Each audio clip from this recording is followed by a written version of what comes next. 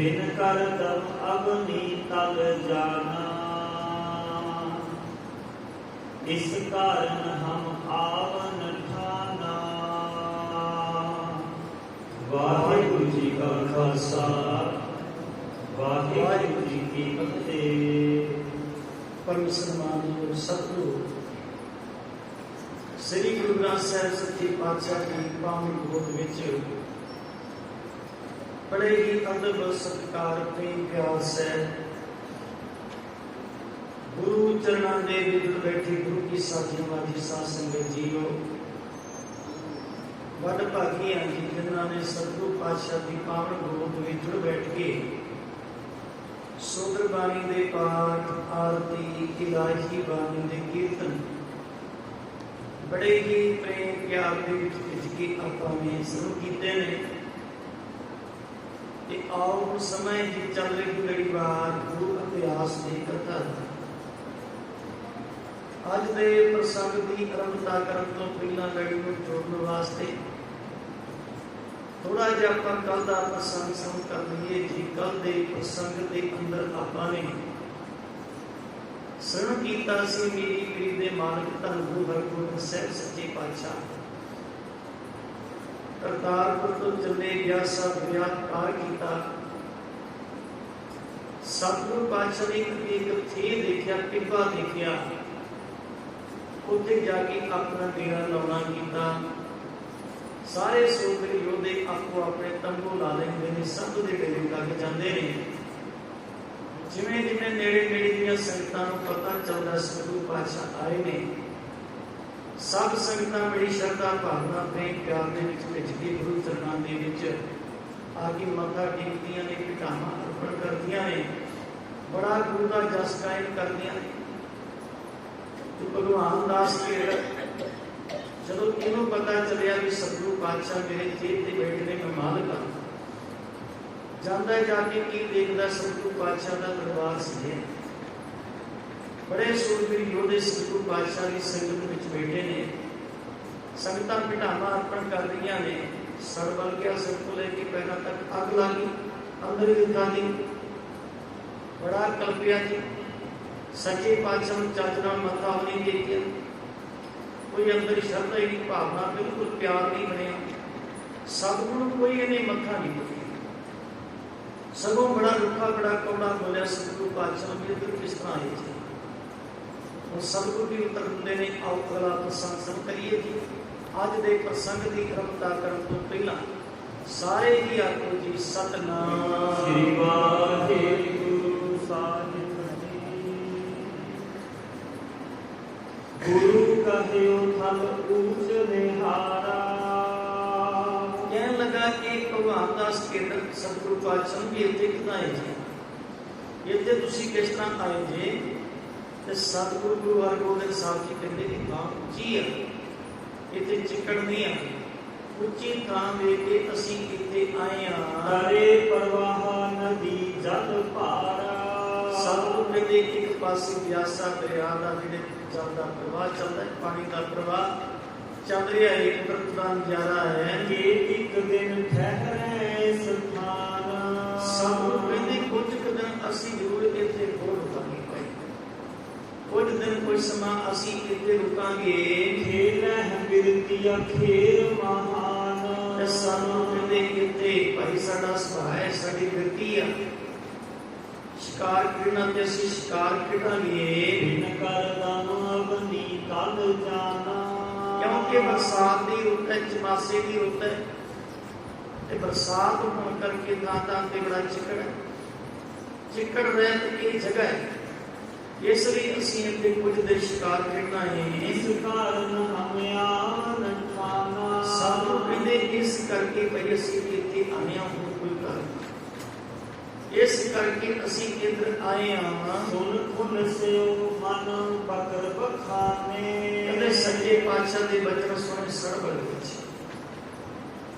बड़ा अंदर ईर्खा पैदा हुई बड़ा क्रोध विच भरिया पिया बोलिया भले अखे बिरती को ठाने। चंगा विशिष्टकारी व्यक्ति धारण की ਚੰਗਾ ਤੁਸੀਂ ਸ਼ਿਕਾਰ ਖੇਡਣ ਦੀ ਰੁਚੀ ਮਨ ਵਿੱਚ ਧਾਰਨ ਕੀਤੀ ਆ ਨਿਤ ਸ਼ਿਕਾਰ ਕੇ ਹੀ ਨਸਬਾਜ ਤੇ ਸ਼ਿਕਾਰ ਵਾਸਤੇ ਤੁਸੀਂ ਸ਼ਾਹਜਹਾਨ ਬਾਦਸ਼ਾਹ ਦਾ ਬਾਜ ਲਿਆ ਨਾ।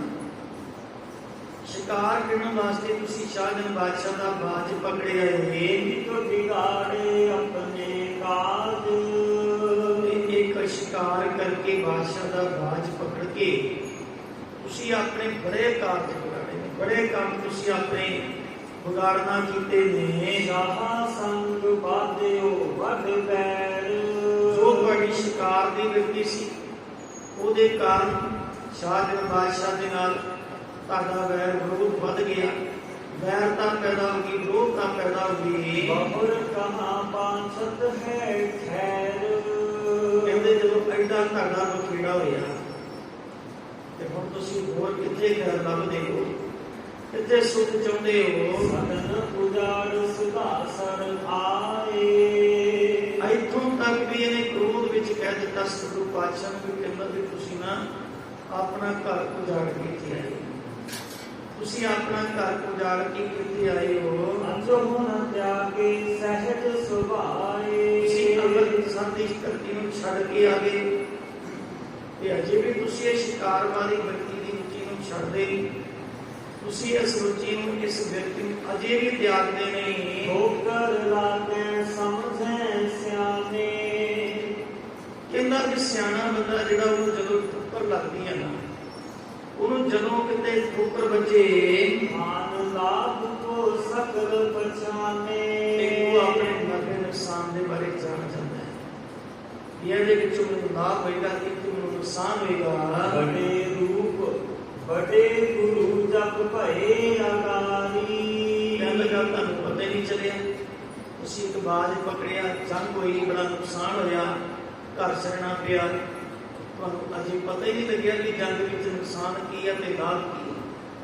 ਜਿਹੜੇ ਵੱਡੇ ਗੁਰੂ ਸਾਹਿਬਾਨ ਪਾਪ ਸਤਿਗੁਰੂ ਅਰਜਨ ਪਾਤਸ਼ਾਹ ਤੱਕ, ਜੋ ਸਤਿਗੁਰੂ ਪਾਤਸ਼ਾਹ ਗੁਰੂ ਨਾਨਕ ਸਾਹਿਬ ਦੀ ਜੋਤ ਦੇ ਵਾਰਸ ਗੁਰੂ ਸਾਹਿਬਾਨ ਸੀ, ਸੰਤ ਸਰੂਪ ਪਰਮ ਉਪਕਾਰੀ ਉਹ ਪਰਮ ਉਪਕਾਰੀ ਤੇ ਸੰਤ ਸਰੂਪ ਸਨ।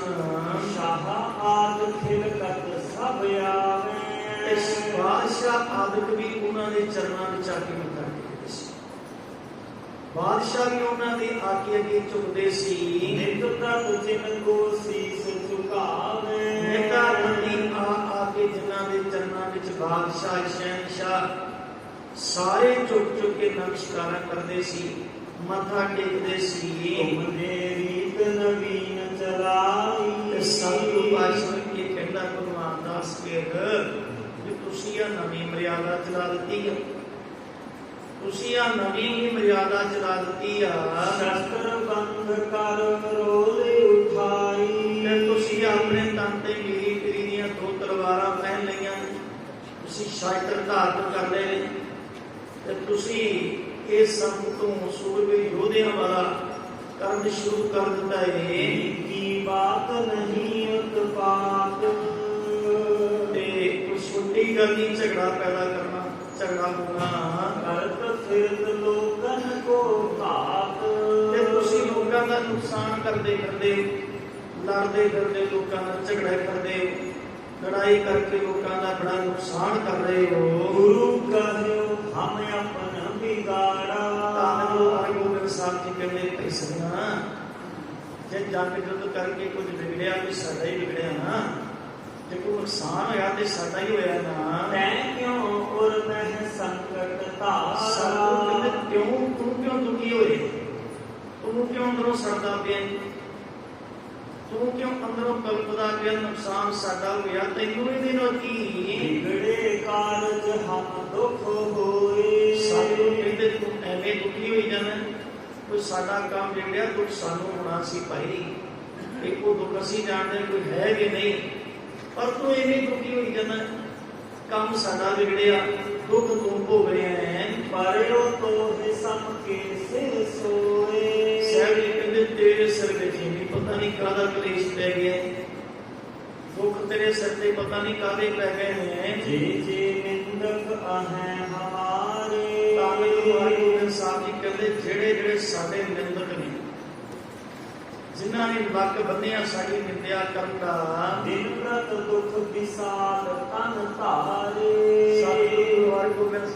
ਦੇ ਪਿਤਾ ਪ੍ਰਤੀ ਹਰ ਰੋਜ਼ ਉਹਨਾਂ ਦੇ ਦੁੱਖ ਵਧਣਗੇ ਘਟਣਗੇ। ਪਰ ਸੱਚਾਈ ਹੈ ਜੀ, ਜਿਹੜਾ ਇਨਸਾਨ ਨਿੰਦਿਆ ਕਰਦਾ ਹੈ, ਕਿਸੇ ਦੀ ਬੁਰਾਈ ਕਰਦਾ, ਮਾੜਾ ਕਰਦਾ ਹੈ, ਉਹਦੀ ਜ਼ਿੰਦਗੀ ਦੇ ਵਿੱਚ ਕਦੀ ਸੁੱਖ ਨਹੀਂ ਹੁੰਦਾ ਸੀ। ਔਰ ਜਿਵੇਂ ਜਿਵੇਂ ਉਹ ਨਿੰਦਿਆ ਕਰਦਾ ਉਹਦੀ ਦੁੱਖਾਂ ਨੂੰ ਝੋਲੀ ਭਰਦੀ ਜਾਂਦੀ ਸੀ।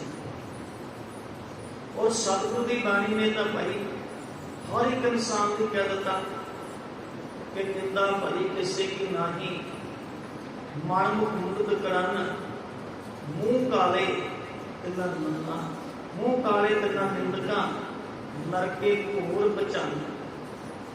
ਕਹਿੰਦੇ ਭਾਈ ਜਿਹੜਾ ਕਿਸੇ ਦੀ ਵੀ ਨਿੰਦਿਆ ਕਰਦਾ, ਗੁਰੂ ਦੀ ਨਿੰਦਿਆ ਕਰਨੀ ਤਾਂ ਬਹੁਤ ਵੱਡਾ ਪਾਪ ਹੈ। ਉਹ ਨਾਮ ਰਸੀਏ ਬੰਦਗੀ ਵਾਲੇ ਦੀ ਕੁਛ ਨਿੰਦਿਆ ਕਰਦਾ ਹੈ, ਉਹ ਸੱਚੇ ਸੁੱਚੇ ਪੁਰਸ਼ ਦੀ ਇਹ ਪਾਪ ਹੈ।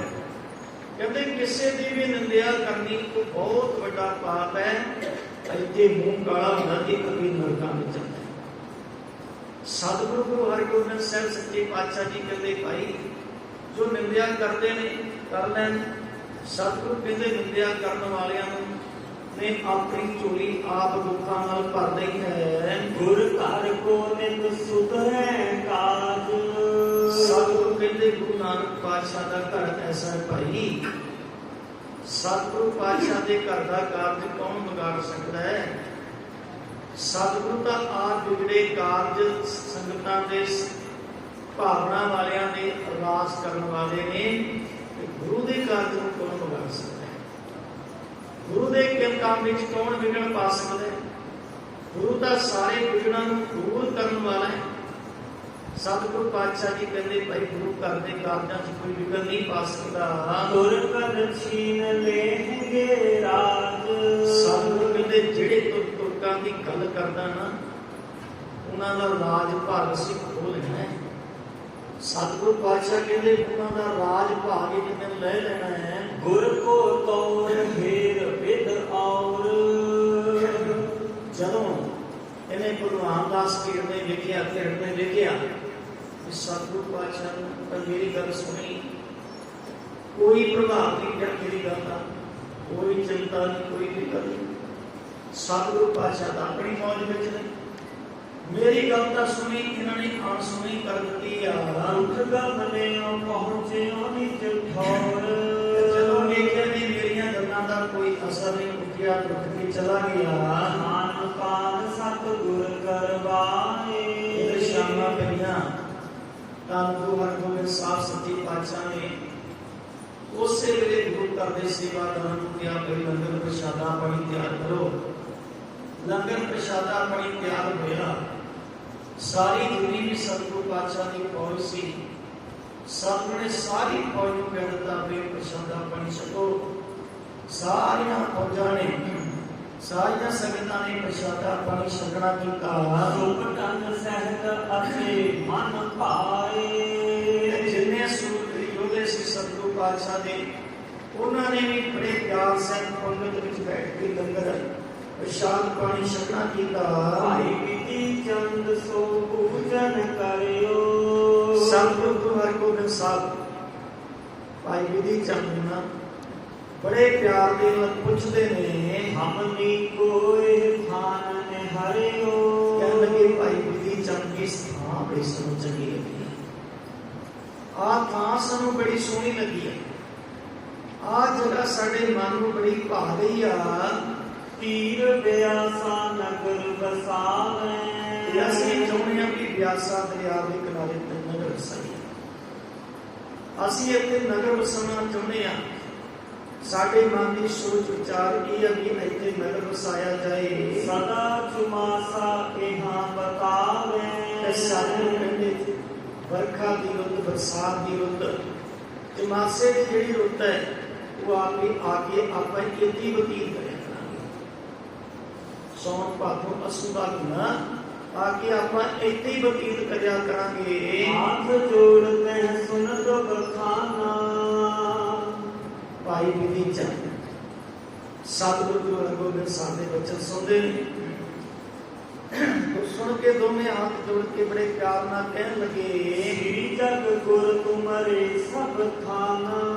ਕਹਿਣ ਲੱਗੇ ਜਗਤ ਗੁਰੂ ਸਤਿਗੁਰੂ ਗੁਰੂ ਹਰਿਗੋਬਿੰਦ ਸਾਹਿਬ ਜੀ ਸਾਰੀਆਂ ਥਾਵਾਂ ਤੁਹਾਡੀਆਂ, ਸਾਰੀਆਂ ਥਾਵਾਂ ਦੇ ਤੁਸੀਂ ਮਾਲਕ ਹੋ। ਹੋਏ ਪ੍ਰਸੰਨਤਾ ਰਾਵਰ ਕੇਰੀ, ਪਰ ਜਿਸ ਜਗ੍ਹਾ ਤੇ ਤੁਹਾਡੀ ਖੁਸ਼ੀ ਹੁੰਦੀ ਹੈ, ਤੁਹਾਡੀ ਪ੍ਰਸੰਨਤਾ ਹੁੰਦੀ ਹੈ, ਜਿਹੜੀ ਜਗ੍ਹਾ ਤੁਹਾਡੇ ਮਨ ਨੂੰ ਭਾ ਜਾਂਦੀ ਆ, ਚੰਗੀ ਲੱਗਦੀ ਆ, ਪਰ ਲਾਪਤ ਤਹਿ ਨਰਨ ਕਲੇਰੀ, ਉਦੋਂ ਦੇ ਜਿੰਨੇ ਜੀਵ ਨੇ ਜੋ ਉਹਨਾਂ ਦੀ ਪ੍ਰਾਲਬਧ ਹੈ, ਜੋ ਉਹਨਾਂ ਦੇ ਭਾਗ ਨੇ, ਸ੍ਰੀ ਮੁਖ ਕਹਿਓ ਦੇਰ ਨਹਿ ਕਾਲੀ, ਉਹਨਾਂ ਨੂੰ ਤੁਸੀਂ ਦਿੰਦੇ ਹੋ, ਉਹਨਾਂ ਦੇ ਭਾਗਾਂ, ਉਹਨਾਂ ਦੀ ਪ੍ਰਾਲਬਧ ਦੇ ਅਨੁਸਾਰ। ਇਹ ਸੁਣ ਕੇ ਸਤਿਗੁਰੂ ਪਾਤਸ਼ਾਹ ਜੀ ਕਹਿੰਦੇ ਪਹਿਲਾਂ ਤੇਰੀ ਕਾਦੀ, ਪਰ ਹੁਣ ਦੇਰ ਨਹੀਂ ਕਰਨੀ ਆਪਾਂ।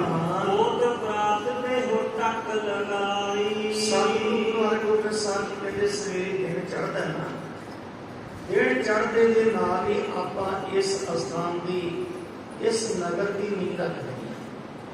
ਸਵੇਰੇ ਹੀ ਆਪਾਂ ਟੱਕ ਲਾ ਦਿਆਂਗੇ, ਦਰਸ਼ਨਾਰ ਕਰਹਿ ਸ਼ਿਲਕ ਹੋਏ ਜਾਏ। ਸਤਿਗੁਰੂ ਕਹਿੰਦੇ ਨਗਰਾਂ ਦੇ ਸ਼ਰਧਾ ਦਾ ਭਾਵਨਾ ਵਾਲੇ, ਪਿਆਰ ਵਾਲੇ ਸਿਰ ਸੇਵਕ ਇਕੱਠੇ ਕਰਾਂਗੇ ਤੇ ਛੇਤੀ ਆਪਾਂ ਇਹ ਨਗਰ ਤਿਆਰ ਕਰ ਦਿਆਂਗੇ। ਪ੍ਰਥਮ ਕੋਟ ਕੋ ਦੇਹ ਚਿਨਵਾਏ, ਸਤਿਗੁਰੂ ਪਾਤਸ਼ਾਹ ਜੀ ਕਹਿੰਦੇ ਪਹਿਲਾਂ ਕਿਲਾ ਤਿਆਰ, ਸਤਿਗੁਰੂ ਕਹਿੰਦੇ ਪਹਿਲਾਂ ਕਿਲਾ ਤਿਆਰ ਕਰੋ। ਇਮ ਮਸਲਕ ਕਰ ਨਿਸ ਮਹਿ ਸੋਏ, ਇਸ ਤਰ੍ਹਾਂ ਸਤਿਗੁਰੂ ਗੁਰੂ ਹਰਿਗੋਬਿੰਦ ਸਾਹਿਬ, ਭਾਈ ਗਿਰੀ ਚੰਦ ਹੋਰ ਗੁਰਸਿੱਖਾਂ ਦੇ ਨਾਲ ਸਲਾਹ ਮਸ਼ਵਰਾ ਕਰਕੇ ਰਾਤ ਸੌਂ ਜਾਂਦੇ ਨੇ। ਜਾਗਤ ਭਏ ਸਮੋ ਨਿਜ ਚੋਏ, ਤੇ ਜਦੋਂ ਅੰਮ੍ਰਿਤ ਵੇਲਾ ਪਿਆ, ਸਤਿਗੁਰੂ ਪਾਤਸ਼ਾਹ ਉੱਠੇ ਨੇ, ਜਾਗੇ ਨੇ। ਸੋਚ ਇਸ਼ਨਾਨ ਧਿਆਨ ਪਠ ਬਾਣੀ, ਤੇ ਸਤਿਗੁਰੂ ਪਾਤਸ਼ਾਹ ਨੇ ਸਭ ਤੋਂ ਪਹਿਲਾਂ ਜੋ ਗੁਰੂ ਘਰ ਦੀ ਮਰਿਆਦਾ ਵੀ ਆਪਾਂ ਉੱਠ ਕੇ ਇਸ਼ਨਾਨ ਕਰਨਾ ਜੀ, ਤਾਂ ਕਿ ਸਾਡੇ ਸਰੀਰ ਦੀ ਆਲਸ ਦੂਰ ਹੋ ਜਾਏ, ਸਾਡਾ ਸਰੀਰ ਸਾਵਧਾਨ ਸੁਚੇਤ ਹੋ ਜਾਏ। ਸਤਿਗੁਰੂ ਪਾਤਸ਼ਾਹ ਨੇ ਇਸ਼ਨਾਨ ਕੀਤਾ, ਇਸ਼ਨਾਨ ਕਰਕੇ ਪ੍ਰਭੂ ਦੇ ਚਰਨਾਂ ਵਿੱਚ ਧਿਆਨ ਜੋੜਿਆ, ਆਪਣਾ ਬਾਣੀ ਦਾ ਨਿਤਨੇਮ ਸਤਿਗੁਰੂ ਗੁਰੂ ਹਰਿਗੋਬਿੰਦ ਸਾਹਿਬ ਨੇ ਕੀਤਾ, ਬਾਣੀ ਪੜ੍ਹੀ। ਮਿਲ ਕਰ ਉਤੇ ਉਤੀ ਮਰਗਨ ਹਾਨੀ, ਕਹਿੰਦੇ ਇਹਨੇ ਚਿਰ ਨੂੰ ਸੂਰਜ ਚੜ੍ਹ ਪਿਆ, ਸੂਰਜ ਨਿਕਲ ਆਇਆ। ਰਾਹਾ ਪ੍ਰਸਾਦ ਮੰਗਾਇਓ ਪਾਸ, ਤੇ ਸਤਿਗੁਰੂ ਗੁਰੂ ਹਰਿਗੋਬਿੰਦ ਸਾਹਿਬ ਨੇ ਦੇਖੋ ਨਵੇਂ ਨਗਰ ਦੀ ਨੀਂਹ ਰੱਖਣੀ ਹੈ ਭਾਈ। ਤੇ ਨੀਂਹ ਰੱਖਣ ਤੋਂ ਪਹਿਲਾਂ ਸਤਿਗੁਰੂ ਪਾਤਸ਼ਾਹ ਜੀ ਕਹਿੰਦੇ ਸਿੱਖੋ ਕੜਾਹ ਪ੍ਰਸ਼ਾਦ ਦੀ ਦੇਗ ਤਿਆਰ ਕਰਕੇ, ਕੜਾਹ ਪ੍ਰਸ਼ਾਦ ਦੀ ਦੇਗ ਤਿਆਰ ਕਰਕੇ ਲਿਆਂਦੀ ਗਈ। ਖੜੇ ਹੋਏ ਥਾਨੀ ਅਰਦਾਸ, ਸਿੱਖ ਨੇ ਸਤਿਗੁਰੂ ਪਾਤਸ਼ਾਹ ਦੇ ਚਰਨਾਂ ਵਿੱਚ ਹਰ ਕਾਰਜ ਲਈ ਅਰਦਾਸ ਕਰਨੀ ਸੀ। ਸਾਹਿਬ ਦੀ ਬਾਣੀ ਦਾ ਆਪਾਂ ਵਚਨ ਪੜ੍ਹਦੇ ਹਾਂ ਜੀ, ਕਹੋ ਬੇਨੰਤੀ ਆਪਣੇ ਠਾਕੁਰ ਪਾਹੇ, ਕਾਜ ਤੁਮਾਰੇ ਬੇਨਵਾਏ। ਪਰਮੇਸ਼ਰ ਦੀ ਅੱਗੇ ਅਰਦਾਸ ਕਰਨੀ, ਕੀਤਾ ਲੋੜੀਏ ਕੰਮ ਸੋ ਭਰ ਪਏ ਆਖੀਐ, ਕਾਜ ਦੇ ਸਵਾਰ ਸਤਿਗੁਰ ਸੱਚ ਸਾਖੀ। ਦੇਖੋ ਸਤਿਗੁਰੂ ਪਾਤਸ਼ਾਹ ਨੇ ਨਵੇਂ ਨਗਰ ਦੀ ਸ਼ੁਰੂਆਤ ਕਰਨੀ, ਉਸ ਤੋਂ ਪਹਿਲਾਂ ਦੇਗ, ਤੇ ਦੇਗ ਤੋਂ ਬਾਅਦ ਅਰਦਾਸ ਹੋਣੀ ਹੈ। ਔਰ ਸਾਡੇ ਵਾਸਤੇ ਸੱਚੇ ਪਾਤਸ਼ਾਹ ਨੇ ਇੱਕ ਪੂਰਨੇ ਕਰ ਦਿੱਤੇ ਨੇ, ਸਾਨੂੰ ਸਮਝਾਇਆ ਹੈ ਕਿ ਸਿੱਖਾ ਤੂੰ ਜਦੋਂ ਵੀ ਕੋਈ ਜ਼ਿੰਦਗੀ ਦੇ ਨਵੇਂ ਕਾਰਜ ਦੀ ਅਰੰਭਤਾ ਕਰਦਾ ਹੈ ਨਾ, ਤੇ ਗੁਰੂ ਪਾਤਸ਼ਾਹ ਦਾ ਕੋਟ ਆਸਰਾ ਜ਼ਰੂਰ, ਕੜਾਹ ਪ੍ਰਸ਼ਾਦ ਦੀ ਦੇਗ ਨਹੀਂ, ਗੁਰੂ ਦੀ ਹਜ਼ੂਰੀ ਵਿੱਚ ਅਰਦਾਸ ਕਰੀ। ਸਤਿਗੁਰੂ ਪਾਤਸ਼ਾਹ ਤੇਰੇ ਕਾਰਜ ਰਾਸ ਕਰਨਗੇ, ਆਪ ਵਰਤਣਗੇ। ਫਿਰ ਸਤਿਗੁਰੂ ਆਪ ਆ ਕੇ ਤੇਰੇ ਕਾਰਜ ਸਵਾਰਨਗੇ। ਤਾਂ ਸਤਿਗੁਰੂ ਗੁਰੂ ਹਰਿਗੋਬਿੰਦ ਸਾਹਿਬ ਸੱਚੇ ਪਾਤਸ਼ਾਹ ਨੇ ਕੜਾਹ ਪ੍ਰਸ਼ਾਦ ਦੀ ਦੇਗ ਮੰਗਵਾਈ, ਅਰਦਾਸ ਦੀ ਸ਼ੁਰੂਆਤ ਹੋਈ। ਸ੍ਰੀ ਨਾਨਕ ਸ੍ਰੀ ਅੰਗਦ ਗੁਰ, ਅਰਦਾਸੀ ਸਿੱਖ ਨੇ ਸਭ ਤੋਂ ਪਹਿਲਾਂ ਗੁਰੂ ਨਾਨਕ ਸਾਹਿਬ ਸੱਚੇ ਪਾਤਸ਼ਾਹ ਦਾ ਨਾਮ ਲਿਆ, ਗੁਰੂ ਅੰਗਦ ਸਾਹਿਬ ਦਾ ਨਾਮ ਲਿਆ। ਸ੍ਰੀ ਗੁਰ ਅਮਰਦਾਸ ਕਾਮਨਾ ਪੁਰ, ਕਿਉਂਕਿ ਜਿਹੜੀ ਅਸੀਂ ਅੱਜ ਅਰਦਾਸ ਕਰਦੇ ਹਾਂ ਜਿਸ ਨੂੰ ਭਗਵਤੀ ਸਿਮਰਨ ਹੈ, ਗੁਰੂ ਨਾਨਕ ਨੇ ਧਿਆਈ ਦੇ ਪਹਿਲਾ ਤੇਰਾ, ਇਹ 10ਵੇਂ ਪਾਤਸ਼ਾਹ ਦੇ ਸ਼ੁਰੂਆਤ ਹੋਈ। ਪਹਿਲਾਂ ਅਰਦਾਸ ਜਿੱਦਾਂ ਹੀ ਕੀਤੀ ਜਾਂਦੀ ਸੀ, ਤਾਂ ਇਸ ਤਰ੍ਹਾਂ ਗੁਰੂ ਹਰਗੋਬਿੰਦ ਸਾਹਿਬ ਦੇ ਸਾਹਮਣੇ ਸਿੱਖ ਲੋਕ ਕੇ ਅਰਦਾਸ ਕਰਦਾ ਹੈ। ਗੁਰੂ ਨਾਨਕ ਸਾਹਿਬ ਦੇ ਚਰਨਾਂ ਵਿੱਚ, ਗੁਰੂ ਅੰਗਦ ਸਾਹਿਬ ਦੇ ਚਰਨਾਂ ਵਿੱਚ, ਗੁਰੂ ਅਮਰਦਾਸ ਪਾਤਸ਼ਾਹ ਜੀ ਦੇ ਚਰਨਾਂ ਵਿੱਚ ਸ੍ਰੀ ਗੁਰੂ ਰਾਮਦਾਸ ਸੁਖ ਰਾਸ ਅਰਦਾਸ ਕੀਤੀ। ਧੰਨ ਗੁਰੂ ਰਾਮਦਾਸ ਪਾਤਸ਼ਾਹ ਐ ਸੁੱਖਾਂ ਦੇ ਦਾਤੇ ਸਤਿਗੁਰੂ ਜੀਓ। ਸ੍ਰੀ ਅਰਜਨ ਸਿੱਖ ਪੁਰਬ ਤਿਆਸ ਇਹ ਧੰਨ ਗੁਰੂ ਅਰਜਨ ਪਾਤਸ਼ਾਹ ਜੀ ਆਪਣੇ ਸਿੱਖਾਂ ਸੇਵਕਾਂ ਦੇ ਮਨ ਦੀਆਂ ਭਾਵਨਾਵਾਂ ਪੂਰੀਆਂ ਕਰਨ ਵਾਲੇ ਸਤਿਗੁਰੂ, ਆਪਣੇ ਸਿੱਖਾਂ ਦੇ ਮਨ ਦੀਆਂ ਮੁਰਾਦਾਂ ਪੂਰੀਆਂ ਕਰਨ ਵਾਲੇ ਸਤਿਗੁਰੂ ਗੁਰੂ ਅਰਜਨ ਸਾਹਿਬ ਸੱਚੇ ਪਾਤਸ਼ਾਹ ਜੀਓ। ਸ੍ਰੀ ਹਰਗੋਬਿੰਦ ਜੀ ਸਥਾਨਾ ਧੰਨ ਗੁਰੂ ਹਰਗੋਬਿੰਦ ਪੰਜ ਗੁਰੂ ਸਾਹਿਬਾਨਾਂ ਤੱਕ ਅਰਦਾਸ ਕੀਤੀ ਤੇ ਅਰਦਾਸ ਦੇ ਵਿੱਚ ਕਿਹਾ ਕਿ ਧੰਨ ਗੁਰੂ ਹਰਗੋਬਿੰਦ ਸਾਹਿਬ ਸੱਚੇ ਪਾਤਸ਼ਾਹ ਇਸ ਥਾਂ ਤੇ ਚਹਿਤ ਬਸਾਇਓ ਨਗਰ ਮਹਾਨਾ ਇੱਕ ਮਹਾਨ ਨਗਰ ਵਸਾਉਣਾ ਚਾਹੁੰਦੇ ਨੇ। ਬਹੁਤ ਸੁੰਦਰ ਸੋਹਣਾ ਨਗਰ ਵਸਾਉਣਾ ਚਾਹੁੰਦੇ ਨੇ। ਅੰਗ ਸੰਗ ਨਿਤ ਬਨਹੁ ਸਹਾਇਕ ਅਰਦਾਸ ਹੋਈ ਪੰਜ ਗੁਰੂ ਸਾਹਿਬਾਨਾਂ ਤੱਕ, ਕਿਉਂਕਿ ਛੇਵੇਂ ਪਾਤਸ਼ਾਹ ਨੇ ਤਾਂ ਇਹ ਕਾਰਜ ਕਰਨਾ ਹੈ ਭਾਈ। ਸਤਿਗੁਰੂ ਪਾਤਸ਼ਾਹ ਦੇ ਚਰਨਾਂ ਵਿੱਚ ਅਰਦਾਸ ਹੋਈ ਗੁਰੂ ਅਰਜਨ ਪਾਤਸ਼ਾਹ ਤੱਕ। ਸਤਿਗੁਰੂ ਗੁਰੂ ਹਰਗੋਬਿੰਦ ਸਾਹਿਬ ਦਾ ਇਹ ਜਿਹੜਾ ਕਾਰਜ ਹੈ, ਸਿੱਖਾਂ ਦਾ ਜਿਹੜਾ ਕਾਰਜ ਹੈ, ਇਸ ਕਾਰਜ ਦੇ ਵਿੱਚ ਆਪ ਅੰਗ ਸੰਗ ਹੋ ਕੇ ਸਹਾਇਤਾ ਕਰਨੀ, ਆਪ ਸਹਾਇਤਾ ਕਰਨੀ। ਸਰਬ ਕਲਾ ਸਮਰੱਥ ਸੁਖਦਾਇਕ ਕਿਉਂਕਿ ਸਤਿਗੁਰੂ ਜੀ ਤੁਸੀਂ ਆਪ ਸਰਬ ਕਲਾ ਸਮਰੱਥ ਹੋ, ਸਰਬ ਸੁਖ ਦਾਤੇ ਹੋ, ਸਾਰੀਆਂ ਸ਼ਕਤੀਆਂ ਦਾ ਮਾਲਕ ਹੈ ਭਾਈ ਗੁਰੂ। ਤੇ ਸਰਬ ਕਲਾ ਸਮਰੱਥ ਹੈ ਗੁਰੂ, ਸਾਰੇ ਸੁੱਖਾਂ ਦਾ ਦਾਤਾ ਸਤਿਗੁਰੂ ਆ। ਕਿਰਪਾ ਆਪ ਕੀ ਕਾਰਜ ਸਾਰੇ ਸਤਿਗੁਰੂ ਆਪ ਜੀ ਦੀ ਕਿਰਪਾ, ਰਹਿਮਤ, ਮਿਹਰਾਨਾ ਦਾ ਸਦਕਾ ਇਹ ਨਵੇਂ ਨਗਰ ਦੇ ਸਾਰੇ ਕਾਰਜ ਜਿਹੜੇ ਨੇ ਆਸਨ ਪਾਸ ਸਦਾ ਰਖਵਾਰੇ ਹੋਏ ਨੇ। ਤੇ ਆਪ ਆਪਣੇ ਦਾਸਾਂ ਸੇਵਕਾਂ ਦੀ ਸਦਾ ਅੰਗ ਸੰਗ ਹੋ ਕੇ, ਨਾਲ ਹੋ ਕੇ, ਰਖਵਾਲੀ ਕਰਕੇ ਇਹ ਸੇਵਾ ਦਾ ਕਾਰਜ ਕਰਵਾਉਣਾ। ਨਿਮ ਕਹਿ ਸਭ ਹਿਨ ਸੀਸ ਨਿਵਾਇਓ। ਇਸ ਤਰ੍ਹਾਂ ਆਪਾਂ ਜਿਵੇਂ ਅੱਜ ਨਾਨਕ ਨਾਮ ਚੜ੍ਹਦੀ ਕਲਾ ਤੇਰੇ ਭਾਣੇ ਸਰਵਾਦਾ ਭਲਾ ਕਹਿ ਕੇ ਮੱਥਾ ਟੇਕਦੇ ਆ ਨਾ ਜੀ, ਤਾਂ ਇਸ ਤਰ੍ਹਾਂ ਕਹਿ ਕੇ ਸਤਿਗੁਰੂ ਆਪ ਸਰਬ ਕਲਾ ਸਮਰੱਥ ਹੋ, ਸਾਰੇ ਸਿੱਖਾਂ ਦੇ ਦਾਤੇ ਹੋ। ਗੁਰੂ ਹਰਗੋਬਿੰਦ ਸਾਹਿਬ ਨਗਰ ਵਸਾਉਣਾ ਚਾਹੁੰਦੇ ਨੇ ਤੇ ਆਪ ਕਿਰਪਾ ਦ੍ਰਿਸ਼ਟੀ ਕਰੋ, ਦਾਸਾਂ ਸੇਵਕਾਂ ਦੇ ਅੰਗ ਸੰਗ ਹੋ ਕੇ ਇਹ ਕਾਰਜ ਵਿਲਾਸ ਕਰਵਾਓ। ਤਾਂ ਉਸੇ ਵੇਲੇ ਸਾਰੀਆਂ ਸੰਗਤਾਂ ਨੇ ਗੁਰੂ ਹਰਗੋਬਿੰਦ ਸਾਹਿਬ ਦੇ ਚਰਨਾਂ ਵਿੱਚ ਮੱਥਾ ਟੇਕਿਆ। ਫੇਰ ਪ੍ਰਸਾਦ ਤਹਾਂ ਪਰਤਾਇਓ। ਅਰਦਾਸ ਹੋਈ ਸੀ ਉਸ ਵੇਲੇ ਕਿਹੜਾ ਪ੍ਰਸ਼ਾਦ ਦੀ ਦੇਗ ਜੋ ਸਤਿਗੁਰੂ ਨੇ ਮੰਗਵਾਈ ਸੀ ਉਹ ਵਰਤਾ ਦਿੱਤੀ ਗਈ। ਦੁੰਦਬ ਚੋਬ ਔਸਤੇ ਹਨੀ। ਕਹਿੰਦੇ ਜਦੋਂ ਉਹਨਾਂ ਅਰਦਾਸ ਹੋਈ ਤੇ ਦੇਗ ਵਰਤਾਈ ਗਈ ਤੇ ਨਗਾਰਾ ਬੜੀ ਉੱਚੀ ਜ਼ੋਰ ਦੀ ਵਜਾਇਆ ਸੀ, ਬੜੇ ਜ਼ੋਰ ਦੀ ਨਗਾਰਾ ਵਜਾਇਆ, ਬੜੀ ਜ਼ੋਰ ਦੀ ਉਹਦੇ ਉੱਪਰ ਚੋਟ ਲਾਈ। ਵਿਜੈ ਸਨੀ ਉਪਜੀ ਧੁਨ ਘਨੀ। ਕਹਿੰਦੇ ਨਗਾਰੇ ਤੇ ਚੋਟ ਲੱਗੀ ਤੇ ਉਹਦੇ ਵਿੱਚੋਂ ਜਿਹੜੀ ਆਵਾਜ਼ ਨਿਕਲੀ ਨਾ, ਉਹ ਇਸ ਤਰ੍ਹਾਂ ਦੀ ਆਵਾਜ਼ ਸੀ ਜਿਵੇਂ ਜਿੱਤ ਦਾ ਪ੍ਰਤੀਕ ਹੋਵੇ, ਜਿਵੇਂ ਕੋਈ ਜੰਗ ਜਿੱਤ ਗਈ ਹੋਵੇ, ਜਿੱਤ ਲਈ ਹੋਵੇ, ਜਾਂ ਕਿਸੇ ਤੇ ਜਿੱਤ ਪ੍ਰਾਪਤ ਕਰ ਲਈ ਹੋਵੇ, ਇਸ ਤਰ੍ਹਾਂ ਦਾ ਪ੍ਰਤੀਕ ਸੀ ਨਗਾਰੇ ਦੀ ਆਵਾਜ਼। ਟੱਕ ਆਪ ਸ੍ਰੀ ਗੁਰੂ ਲਗਾਇਓ। ਸਤਿਗੁਰੂ ਗੁਰੂ ਹਰਗੋਬਿੰਦ ਸਾਹਿਬ ਜੀ ਨੇ ਆਪਣੇ ਮੁਬਾਰਕ ਹੱਥਾਂ ਦੇ ਨਾਲ ਇਸ ਨਵੇਂ ਨਗਰ ਦੀ ਸ਼ੁਰੂਆਤ ਕੀਤੀ। ਤੱਕ ਲਾਇਆ ਨਹੀਂ ਰੱਖੀ, ਨਗਰ ਕੋਟ ਕੀ ਜਹ ਫਰਮਾਇਓ। ਸਤਿਗੁਰੂ ਪਾਤਸ਼ਾਹ ਨੇ ਆਪ ਤੱਕ ਲਾ ਦਿੱਤਾ ਜੀ।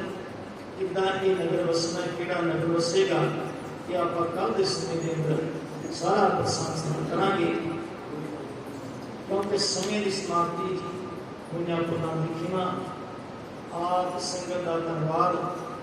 ਸਤਿਗੁਰੂ ਪਾਤਸ਼ਾਹ ਸਾਰੀਆਂ ਸੰਗਤਾਂ ਨੂੰ ਚੜ੍ਹਦੀ ਕਲਾ, ਤੰਦਰੁਸਤੀ, ਗੁਰੂ ਦਾ ਪਿਆਰ ਸਤਿਗੁਰੂ ਜੀ ਬਖਸ਼ਿਸ਼ ਕਰਨ, ਤਾਂ ਕਿ ਆਪਾਂ ਸਾਰੇ ਇਸੇ ਤਰ੍ਹਾਂ ਗੁਰੂ ਪਾਤਸ਼ਾਹ ਦੇ ਚਰਨਾਂ ਦੇ ਵਿੱਚ ਜੁੜ ਕੇ ਆਪਣੇ ਜੀਵਨ ਨੂੰ ਸਫਲ ਕਰੀਏ ਜੀ। ਵਾਹਿਗੁਰੂ ਜੀ ਕਾ ਖਾਲਸਾ, ਵਾਹਿਗੁਰੂ।